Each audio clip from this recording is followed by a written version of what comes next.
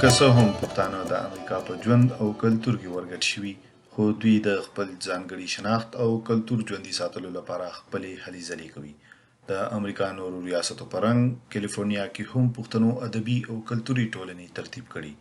د شمالي کیلیفورنیا افغان کلتوري ټولنه د 1340 کالو راهیسې د هېواد لري پښتنو د ثقافت، ادب او ژبې سره تړلي ساتلو لپاره خدمات ترسره کوي.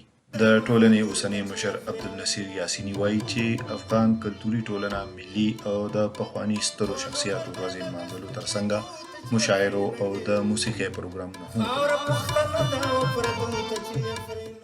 افغانان په کم تعداد کې وو، دلته د افغانانو مړی ژوندی خوندي نه وو، نو دوی دا ضرورت حس کړلو چې دلته د افغانانو داسې یو ټولنه وي چې افغانان سره راټول کړي.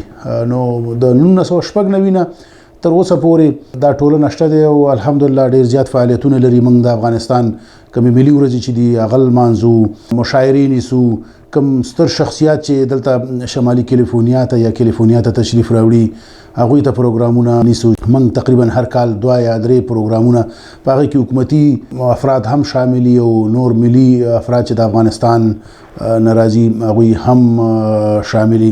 ښاغلی عبدالنصیر یاسیني زیاتوي چې دا کلتوري ټولنه د امریکا په خاوره د پښتنو نوي کول ته د پښتنو کلتور ورښودو ترڅنګ د هغې لپاره رنګ رنګ تقریري او ازمایشي مقابلو انتظام هم کوي. ماشومانو ته همیشه موږ تقریري مقابلې نیسو، علمي مقابلې ورته نیسو، داسې یو رقم مقابلې موږ هم نیسو دوی کې بیداري پیدا شي او دوی کې دغه اعتماد چې زموږ په خاصه توګه په افغانانو کې د اعتماد د ماشومانو ډېر زیات کموالی وي.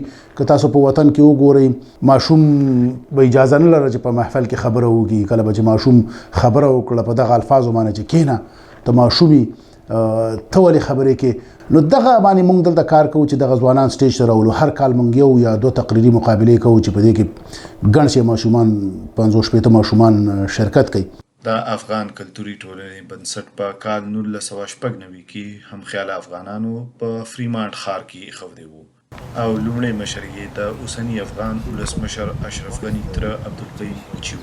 د افغاني کلتوري ټولنې د سیاسي او فرهنګي او کلتوري افکار د ملي بنسټونو په اساس سره ډېر کسانو چې پی ایچ ډي درلودل، لکه مثلا استادان پکې وو، لکه دغسې نور هغه وو. موږ بل چا ته ضرورت نه درلوده، نو موږ په خپلو پښو ودرېدو. دا فن د موږ له جب نه په خپله هغه کول. د افغان کلتوري ټولنې یو پخوانی غړی ډاکټر فضل احمد وایي دا بنسټ په هیواد او د هیواده بهر د افغان لیکوالو او هنرمندانو ملاتړ سره سره په سیمه کې میشت پښتانه اتلان امریکا ته راغواړي چې مقصد یې د دغه ژوندي اتلانو د خدماتو ستاینه کول وي. چا چې ډېر خدمت کړی افغانستان ته د هغوی لپاره به موږ دا ورځې نیولې، دوی به لمانځل، دوی لپاره به کنفرانسونه جوړول، خلک به هم دا راټولول، خلک به هم دعوتول هلته، او دا بیا په ډېر مخکې لاړه. بیا زموږ دا کومکونه حتی لاړل افغانستان ته، هلته بعضې شاعرانو سره، بعضې لیکوالانو سره، بعضې منورینو سره، هغوی سره به هم دا کومکونه کول، حتی مادي کومکونه هم کول. د افغان کلتوري ټولنې غړي هر 2 کاله بعد د بنسټ مشر او د هغه معاونان ټاکي. خو د 13 کالو راهیسې متواتر ښاغلي عبدالنصیر یاسیني د ټولنې د غړو په مشورې سره د دې بنسټ مشري کوي. راشد خټک، VOA ډیوا، سان فرانسیسکو.